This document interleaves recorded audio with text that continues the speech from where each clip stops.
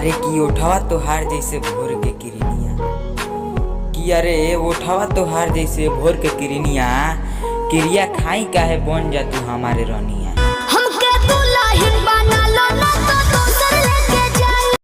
कि बेटा हम प्यार कइले बानी तो डरब कैसे, कि बेटा प्यार कइले बानी तो डरब कैसे, बाबू हम सिवान जिला के हई अपना प्रेमिका के साथ छोड़ब कैसे।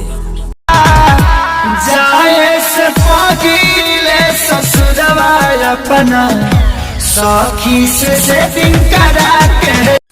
कि का कमी रहल रौनकवा में कि तू भुला गइलू, कि का कमी रहल रौनकवा में कि तू भुला गइलू।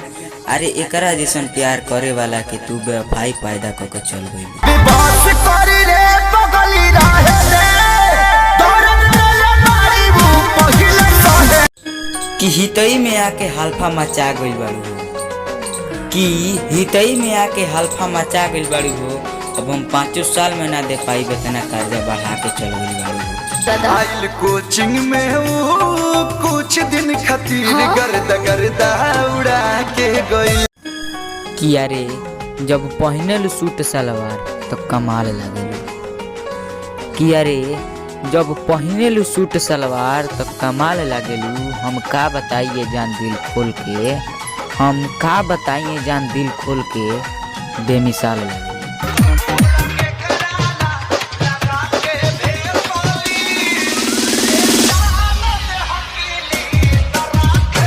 कि हम सिवान जिला के हई छुड़ा छुड़ी कट्टा रखिले, कि अरे हम सिवान जिला के हई छुड़ा छुड़ी कट्टा रखिले और तोरा जैसन आदमी के बाबू सिवान जिला में साटा करके रखिले। कि साइकिलिया ली आइल बानी घुमाएम तो घुमबू का, कि अरे साइकिलिया ली आइल बानी घुमाएम तो घुमबू का। आए हमार सोगी तारा के आइला भी बोलब तो तू खिसियाबू त ना।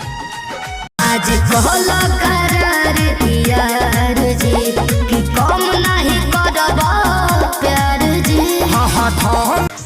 कि अरे वीडियो पर लाइक नहीं आवत जरूर कोनो बात बा हो, कि अरे वीडियो पर लाइक नहीं आवत जरूर कोनो बात बा हो।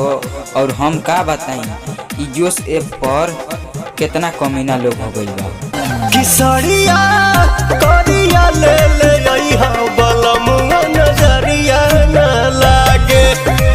कि ले लो एडवांस बुक कर ला साटा, कि ले लो एडवांस बुक कर ला साटा हो। अरे चमार जी के बारात हो, हजरिया लुटावल जाला हो।